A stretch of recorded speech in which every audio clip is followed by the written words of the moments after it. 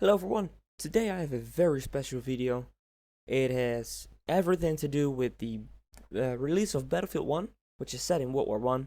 In the announcement they said that they will include some kind of experimental weapons from that era, which was made and used in World War 1. However, they were never used on large scale, or they never really worked out that well in that time.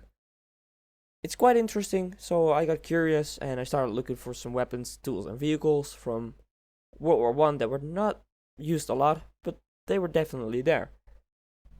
So some experimental weapons that they might put in Battlefield 1 is the pencil or cigar bomb. This was kind of like the incendiary bomb of that time, and yeah, it could definitely work out as a grenade.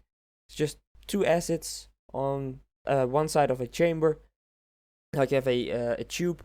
One side has picric acid, and then there's a copper disc, and the other side there's sulfuric acid or some other inflammable liquid. Depending on the thickness of the disc, they could actually time the detonation in that time. The thicker the disc, the longer it took for the acids to meet, which is quite obvious. And once the acids met, then it would just set on fire. It would melt on such an intense heat that it would actually burn the whole tube. So little to no evidence at all was left behind. It's estimated that they've done about $10 million in damage. Keep in mind that's in the time of World War One, which is converted to about $157 million in today's value. It's a lot of money. Next up is the Gauntlet Bagger. Almost sounds like it's a weapon from Assassin's Creed.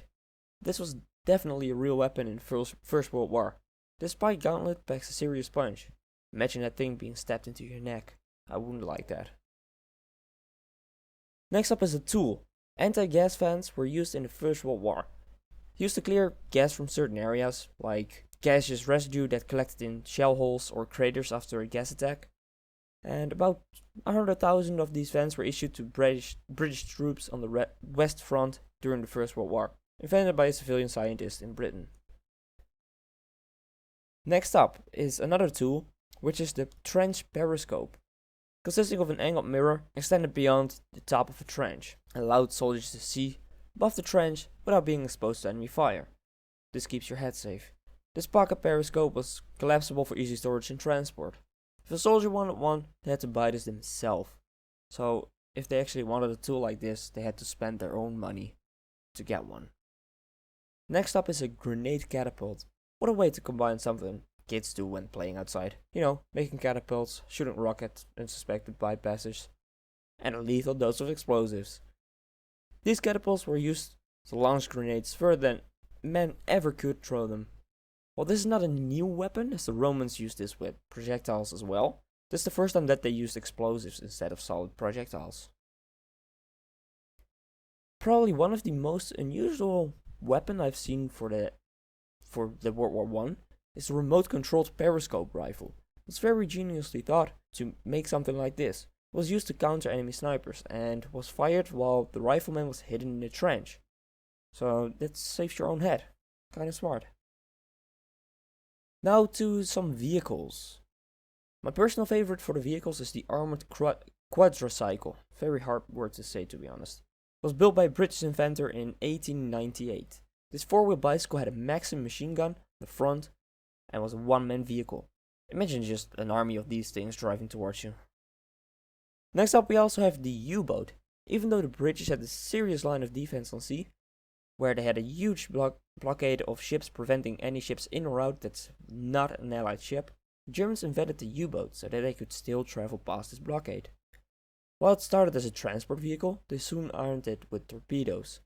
The ship kind of failed as a transport, but it had very big impact on naval battles, thanks to its torpedoes, and the Allies not knowing that they could be attacked like this. Sunk a lot of ships. These are pretty much the most interesting things that I found that might make an appearance in Battlefield 1. If you found some other weapons or vehicles or tools that, is very interesting but not well known to be used, please leave it down below in the comments, and I appreciate that a lot because I can use that for a future video.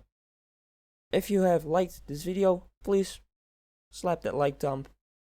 Leave a suggestion down below for any series that I can make. Subscribe to get updates on future uploads. Thanks for watching. Have a great day.